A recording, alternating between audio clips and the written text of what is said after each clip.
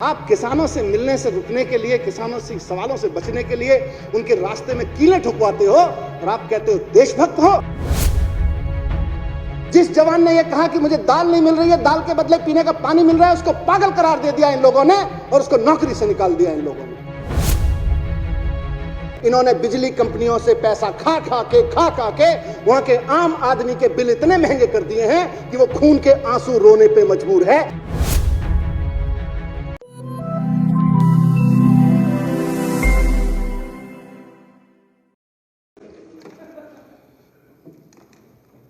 मैंने 9 मार्च को सदन में देशभक्ति बजट प्रस्तुत किया था। उसके बाद से सदन में काफ़ी जुनून है, जनता में भी बहुत जुनून है, जनता में भी बहुत जोश है इस बात को लेके कि अभी तक जो बजट होते थे वो तरक्की का बजट, प्रगति का बजट, पहली बार सुनने को मिला देशभक्ति का बजट। तो लोगों में भी उत्साह है, सदन में भी उत्साह है। मैं पिछले 3 दिन से देख रहा हूं, सत्ता पक्ष के विधायकों में भी उत्साह है, विपक्ष के विधायकों में भी उत्साह है कि वे देशभक्ति पे बात हुई। प्रभु राम की चर्चा हुई, मुझे भी अच्छा लगा। इस सदन में खूब चर्चा हुई, बजट के बहाने हुई। माननीय मुख्यमंत्री जी ने जो एक खाका रखा सरकार के काम करने के तरीके का, उसके बहाने हुई। कई साथियों ने बोला, पर अभी तक रामचंद्र जी के ठेकेदार बने हुए लोगों से मैं ये कहना चाहता हूं कि ध्यान रखना, इस बार जो पार्टी भगवान राम की बात कर रही है ना, वो पार्टी ऐसी नहीं है कि मुंह में राम रखती हो और बगल में छुरी रख के चलती हो आपकी। इस पार्टी के मुंह में भी राम है और दिल में भी राम है और बगल में संविधान है। ये मुंह में राम बगल में छुरी वाली पार्टी नहीं है। हम जब राम की बात करते हैं तो बगल में छुरी नहीं, संविधान दिखा के चलते हैं और दिल में राम लेके चलते हैं, और मुंह में तो है ही। तो इसलिए ध्यान रखना, इस बार वास्ता ऐसी पार्टी से है आपका। अध्यक्ष महोदय, कई बातें हुई। मैं सभी माननीय सदस्यों का बहुत आभार करना चाहता हूं जिन्होंने इस चर्चा में भाग लिया। जिनको अवसर नहीं मिला, मैं निश्चित रूप से जैसे जैसे काम आगे बढ़ेगा उनके भी फीडबैक लगातार लेता रहूंगा। और यहाँ हुई चर्चा में जितने बिंदु उठाए गए, जो सुझाव दिए गए, जाहिर है लोकतंत्र में इस चर्चा का महत्व इसीलिए है क्योंकि जितने बिंदु आए हैं उनमें कहीं ना कहीं हमें अपने कार्यक्रमों को और सुदृढ़ करने का अवसर मिलेगा, उनको और मजबूती से लागू करने का अवसर मिलेगा। मैं यहाँ पे देख रहा था कि देशभक्ति पे खूब चर्चा हुई। विपक्ष के साथियों ने भी कहा कि भाई अच्छा लगा देशभक्ति पे बात की। विपक्ष के उस साथियों ने कहा कि अच्छा हुआ आप हमारे राह पे आए, बढ़िया बात है। हमारे लिए तो अध्यक्ष महोदय दिल्ली की तरक्की ही देशभक्ति है हमारी। तो हमारे लिए तो दिल्ली वाले की तरक्की ही देशभक्ति है। हर दिल्ली वाले की तरक्की हमारे लिए देशभक्ति है। पहली बार हम अपने बजट में देशभक्ति का इस तरह का पूरा ब्यौरा लेके आए हैं। काम तो उसी पे कर रहे हैं पिछले 6 साल से।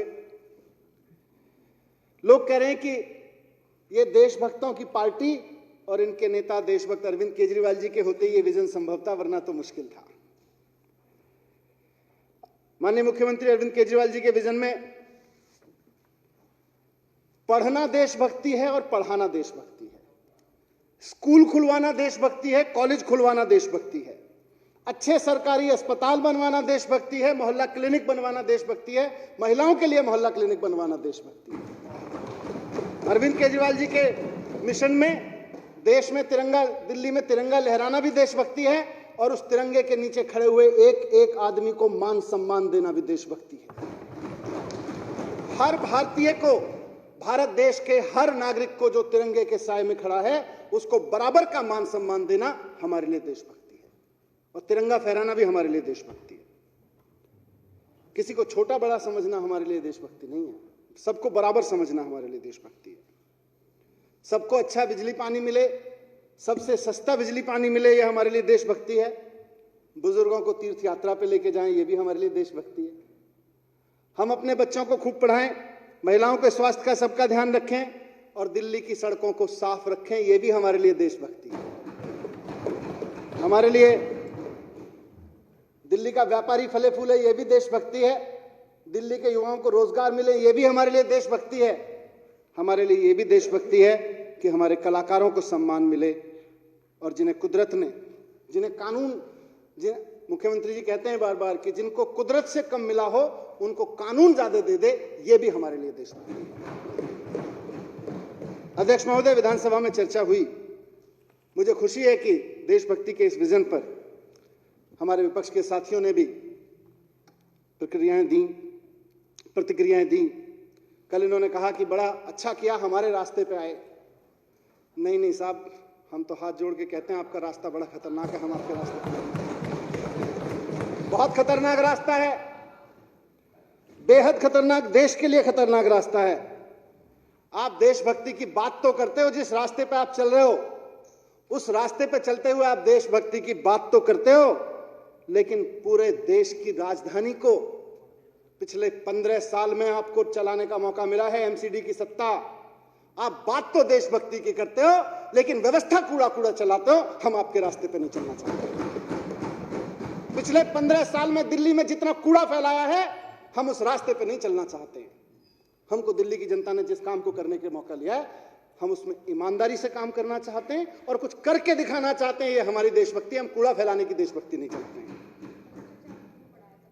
अध्यक्ष महोदय, ये बात तो देशभक्ति की करते हैं, लेकिन पिछले 15 साल में दिल्ली नगर निगम में एक भी नगर निगम का ऐसा स्कूल नहीं है, एक भी, जिसके बारे में ये दावे से कह सकें कि हमारे नगर निगम के फलाने स्कूल में 5वीं क्लास में पढ़ने वाला बच्चा दूसरी क्लास की भी टेक्स्ट बुक ठीक से पढ़ सकता है। यह इनकी देशभक्ति है। 5वीं क्लास के बच्चे को 5 साल खा जाते हैं एक बच्चे का, और 5वीं क्लास में जब बच्चा पढ़ने पढ़ते पहुंचता है प्रमोट होके, तो उसको दूसरी क्लास की टेक्स्ट बुक नहीं आती। ये आपका रास्ता है, ये आपको मुबारक हो। हमें ये रास्ता नहीं चाहिए। हमारी देशभक्ति ऐसी नहीं, हम बिल्कुल ऐसी देशभक्ति नहीं करना चाहते हैं। अध्यक्ष महोदय, हमारी देशभक्ति तो बच्चों को क्वालिटी एजुकेशन देने की देशभक्ति है। हमारी देशभक्ति तो इस बात की देशभक्ति है, हम तो उस रास्ते पे चलना चाहते हैं जिसमें देश के एक एक बच्चे को क्वालिटी एजुकेशन मिले। सारे नेता अपने बच्चों को प्राइवेट स्कूल में पढ़ा लेते हैं, गरीब बच्चे को नगर निगम में पढ़ाते हैं और कहते हैं इनका क्या, ये तो पढ़ जाएंगे तो सवाल पूछने लगेंगे। मुख्यमंत्री जी ने कहा इनका रास्ता ये, हम इस रास्ते पे नहीं चलेंगे। अध्यक्ष महोदय, इन्होंने कहा था आप देशभक्ति की बात करते हो, आप सिर्फ बात करते हो। उस भारत माता का एक बेटा जिसके भारत माता की जय आप कह के कहते हो कि हम देशभक्त हैं, जोर से जब भारत माता की जय का नारा लगा के आप कहते हो हम देशभक्त हो गए हैं, उस भारत माता का बेटा किसान अगर आपसे दिल्ली की सत्ता में कुछ कहने आता है तो आप उसको दिल्ली की सत्ता में पहुंचने से पहले बॉर्डर पे कीलें ठुकवा देते हो उसके रास्ते में और कहते हो हम देशभक्त हैं। आप किसानों का रास्ता रोकने के लिए नुकीली ऐसी कीलें खड़ा कर उसके फोटो खिंचवा के दहशत फैलाते हो। ऐसे लगता है जैसे किसान मिलने नहीं आ रहा है, दुश्मन देश चढ़ाई करने आ रहा है। आप किसानों से मिलने से रुकने के लिए, किसानों से सवालों से बचने के लिए उनके रास्ते में कीलें ठुकवाते हो और आप कहते हो देशभक्त हो। आपको ऐसा रास्ता मुबारक हो, हमको नहीं चाहिए ऐसा रास्ता। आपने कहा, आप अपने शब्दों को करेक्ट कर लीजिएगा, हम आपके रास्ते पे नहीं आ रहे। हमको नहीं चाहिए कि किसान को देशद्रोही कहा जाए। जिस किसान का बेटा बॉर्डर पे जवान बन के बैठा हुआ है, आप देशभक्ति की बात तो करते हैं। ये कहते तो हैं कि मोदी जी फौजी की ड्रेस पहन के पहुंच गए थे तो चीन पीछे हट गया, मोदी जी ने ये कर दिया था, मोदी जी ने वो कर दिया था। कहते तो हैं, उस जवान की शहादत का, उस जवान की बहादुरी का क्रेडिट तो लेते हैं, लेकिन वो बेटा, उस किसान का वो जवान बेटा अगर खड़ा होके वर्दी पहन के ये कह दे कि मुझे फौज में जो दाल मिल रही है उस दाल में पानी ज्यादा है और दाल कम है, उसे पागल करार दे देते हैं और उसको नौकरी से निकाल देते हैं ये लोग। ऐसी देशभक्ति आपको मुबारक हो। हमें और हमारे देश को ऐसी देशभक्ति नहीं चाहिए। देशभक्त कहते हैं अपने आप को। जवानों के काम का क्रेडिट लेते हुए शर्म नहीं आती? जिस जवान ने यह कहा कि मुझे दाल नहीं मिल रही है, दाल के बदले पीने का पानी मिल रहा है, उसको पागल करार दे दिया इन लोगों ने और उसको नौकरी से निकाल दिया इन लोगों ने। उसका क्रेडिट लेते हैं और कहते हैं हमारी राह पे चल रहे हो। ऐसी राह मुबारक हो जहां हम अपने जवानों को पागल कहते हो। अगर वो हमारा जवान खाना खाने को मांगे और कहे दाल तो ठीक से दे दो यार, ऐसी आपको मुबारक हो, हमको वो रास्ता नहीं चाहिए। अध्यक्ष महोदय, आप देशभक्ति की बात करते हो, आपको जहां भी, बैठिए विजेंद्र गुप्ता जी बैठो, आपको जहां भी पूरे देश में, अध्यक्ष महोदय, अध्यक्ष महोदय, इन मिलावटी देशभक्तों को जहां भी सरकार चलाने का मौका मिला है, जिस राज्य में भी सरकार चलाने का मौका मिला है, इन्होंने बिजली कंपनियों से पैसा खा खा के वहां के आम आदमी के बिल इतने महंगे कर दिए हैं कि वो खून के आंसू रोने पे मजबूर है। इसको ये अपना रास्ता कहते हैं, इसको इनकी देशभक्ति है। आज हम जिस बात की बात कर रहे हैं, हमारा रास्ता यह है कि दिल्ली के हर आदमी को, वो चाहे कितना भी गरीब हो, उसके घर में कम से कम एक चिराग तो रोशन हो सके, एक बल्ब तो जल सके। ये हमारी देशभक्ति है। एक आदमी अपने घर में बल्ब जलाने के लिए 2-2 हजार, 4-4 हजार रुपए का मासिक बिल चुका है। ये आपका रास्ता है, आपको मुबारक हो, हमको नहीं चाहिए ये रास्ता, हम नहीं चलेंगे इस रास्ते पर। अध्यक्ष महोदय, बड़ी देशभक्ति की बात करते हैं, हमें तो खुशी है। अरे आप भी देशभक्ति करो, हम भी देशभक्ति की बात करें। कांग्रेस महावेत्ता में बैठी है, बंगाल में जो पार्टी बैठी है, सारे देशभक्ति की बात करें, देश का कल्याण होगा। लेकिन कम से कम देशभक्ति की बात तो करो। देशभक्ति का मतलब क्या हुआ, उसको तो बात करो। आप नारे जोर से लगाते हो और बगल में छुरी रखते हो और अपने आप को देशभक्त कहते हो। रुक जाइए दीदी, अपने आप रुकने बैठ लेगी, आपसे चिंता मत करो, सक्षम है, खेला कर देगी वो। अध्यक्ष महोदय, एक मिनट सुन लीजिए।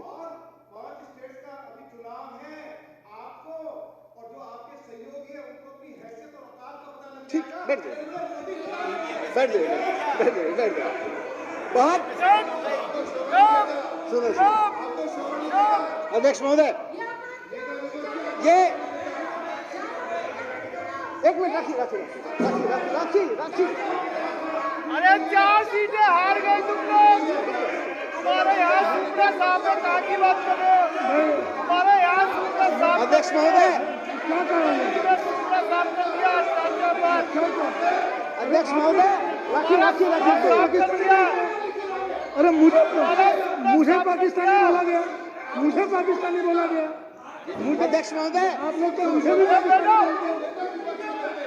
क्या देशभक्ति की बात करेंगे? अध्यक्ष महोदय,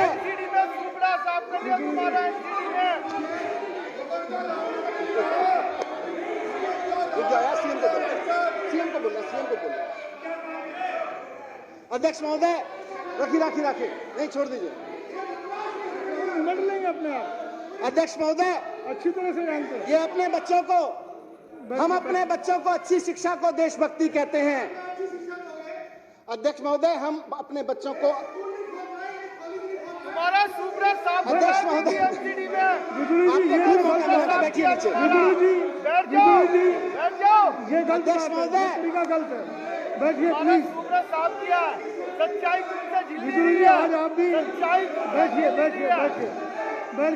जाइए। अध्यक्ष महोदय, तुमसे। अध्यक्ष महोदय, हम अपने बच्चों को अच्छी शिक्षा देने और अच्छी शिक्षा देने वालों को, अरे भागते क्यों बेटा, भागते क्यों हो गया, भागते क्यों? तभी मैंने कहा था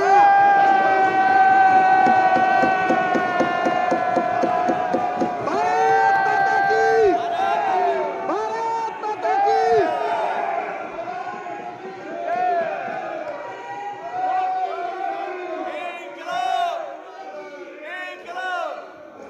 अध्यक्ष महोदय, इसीलिए मैंने कहा था कि इस बार इनका मुकाबला उनसे नहीं है जो मुंह में राम और बगल में छुरी लेके घूमते हैं। इस बार उनका मुकाबला उनसे है जो मुंह में भी राम रखते हैं और दिल में भी राम रखते हैं। टिक नहीं पाएंगे उनके सामने, टिक नहीं सकते। अध्यक्ष महोदय, ये बात करते हैं कि हम अपने बच्चों को अच्छी शिक्षा, ये तो फिर क्या करते हैं, शिक्षा पे बात ही नहीं करते। हम कहते हैं कि शिक्षा देना देशभक्ति है, मुख्यमंत्री जी कहते हैं, और अपने बच्चों को अच्छी शिक्षा देने वाले टीचर्स का सम्मान देना हमारे लिए देशभक्ति है। हम अपने अच्छे टीचर्स को देश और दुनिया की बढ़िया ट्रेनिंग कराते हैं, फिनलैंड भेजते हैं, उनको हार्वर्ड भेजते हैं, उनको कैम्ब्रिज भेज के उनको प्रशिक्षण दिलाते हैं। हमारा रास्ता, ये कहते हैं ना हमारे रास्ते पे आ गए, हमारा रास्ता शिक्षकों की मजबूती का रास्ता है और इनका रास्ता शिक्षकों की मजबूरी का रास्ता है। आपने सुना होगा थोड़े दिन पहले उत्तर प्रदेश के मुख्यमंत्री योगी आदित्यनाथ जी एक दिन 8 बजे बरेली पहुंचना था, मैंने खबर पढ़ी 8 बजे उनको बरेली पहुंचना था, तो उत्तर प्रदेश में बरेली जनपद के शिक्षकों के नाम फरमान जारी किया गया, उसमें महिला शिक्षकें भी थीं कि 4 बजे एयरपोर्ट पे पहुंच जाना, माननीय मुख्यमंत्री के स्वागत में रंगोली बनानी है और जो नहीं पहुंचेगा वो अक्षम्य होगा। देशभक्ति अपने टीचर्स को, अपने बच्चों को अच्छा पढ़ाने वाले टीचर्स को हार्वर्ड में ट्रेनिंग दिलवाने में है, कैम्ब्रिज में ट्रेनिंग दिलवाने में है, IIM में ट्रेनिंग दिलवाने में है, उनको माननीय मुख्यमंत्री के स्वागत में अरे बुला लीजिए, कोई ऐसा नहीं है, टीचर्स को रंगोली भी आता है। लेकिन ये लिखना, अगर आप समय पे नहीं पहुंचे, 8 बजे मुख्यमंत्री जी आएंगे, आप 4 बजे नहीं पहुंचे तो अक्षम्य होगा। टीचर्स के अपमान में आपका रास्ता है, टीचर्स के सम्मान में हमारा रास्ता है, हम आपके रास्ते पे नहीं चलेंगे। अध्यक्ष महोदय, इसी उत्तर प्रदेश में मैंने शिक्षा के लिए लिखा था, उत्तर प्रदेश में एक पत्रकार लिखता है, वो जाता है किसी गांव में, वहां मिड डे मील की जगह रोटी, सूखी रोटी और उस पर नमक लगा के बांटा जा रहा था मिड डे मील की जगह। इनकी देशभक्ति, इनका रास्ता यह है कि उस पत्रकार को 1.5 महीने जेल में डाल के रखा इन्होंने, 1.5 महीने तक। ऐसा रास्ता हमको नहीं चाहिए, हम नहीं चलेंगे, मर जाएंगे लेकिन ऐसे रास्ते पे नहीं चलेंगे कि बच्चे के मिड डे मील का पैसा खा जाएं और बच्चों को सूखी रोटी और नून लगा के दें। मर जाएंगे लेकिन ये नहीं करेंगे, ये नहीं चलेंगे इस पे। अध्यक्ष महोदय, इनका जो रास्ता है उस पर ये नारे जोर से लगा लेते हैं, ये बातें जोर से कर लेते हैं, जब सवाल सुनने की बात आए तो वॉकआउट भी अच्छे से कर लेते हैं, लेकिन इनका जो रास्ता है उस पर चल के ज्यादा से ज्यादा, जैसे ये सत्ता में पहुंच गए कई जगह, सत्ता तक पहुंचा जा सकता है, भगत सिंह और बाबा साहब के सपनों तक नहीं पहुंचा जा सकता। जिस तरह की नारेबाजी कर करके, मिलावटी देशभक्ति कर करके, खोखली देशभक्ति कर करके ये सत्ता तक पहुंच सकते हैं, गांधी और सुभाष के सपनों तक नहीं पहुंच सकते हैं। अध्यक्ष, उन सपनों तक पहुंचना है, माननीय मुख्यमंत्री जी को बोलना है। मैं बस आखिर में ये बात कह के बात खत्म करूंगा कि एक बार सत्येंद्र जी और हम डिस्कस कर रहे थे, तो हमने दोनों ने अपने बारे में कॉमन पाया, आप सब लोग भी याद करिएगा कि जब हम स्कूल में पढ़ते थे तो उस समय हमें बताया जाता था 3 तरह के देश होते हैं, विकसित देश, विकासशील देश और अविकसित देश। हिंदी मीडियम में पढ़ा था इसलिए हिंदी मीडियम के शब्द यूज कर रहा हूं। हमें कहा जाता था 3 तरह के देश होते हैं, विकसित देश, विकासशील देश, अविकसित देश। भारत विकासशील देश है।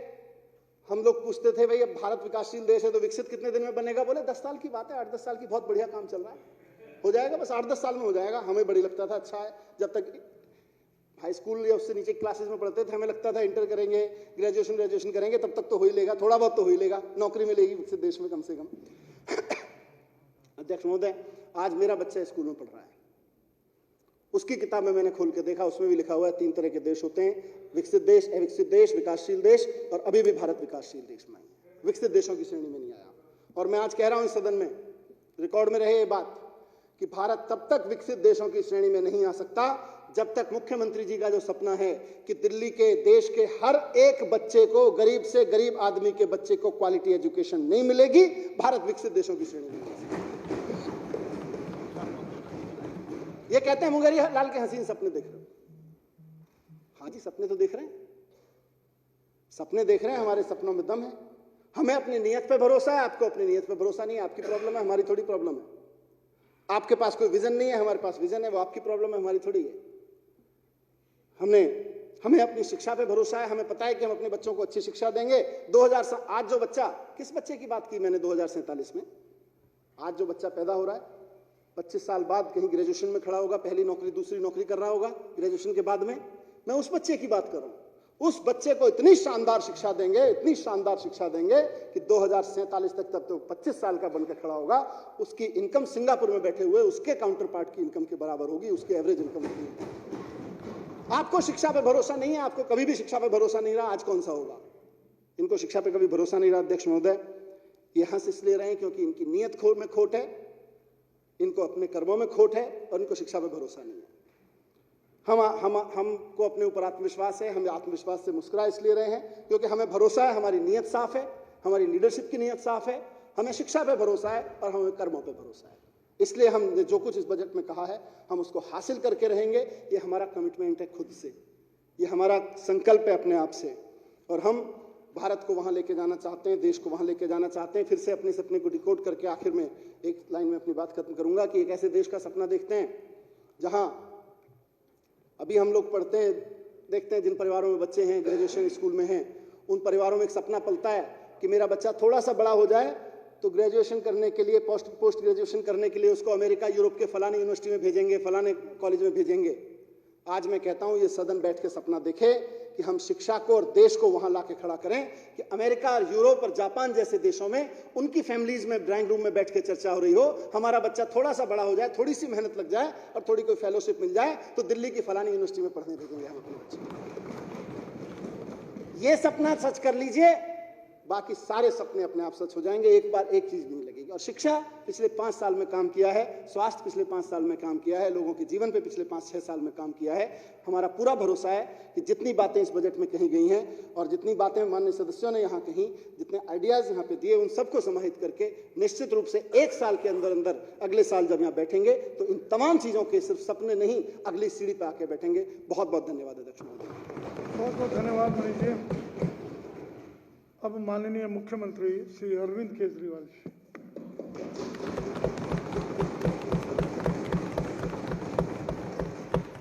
अध्यक्ष महोदय,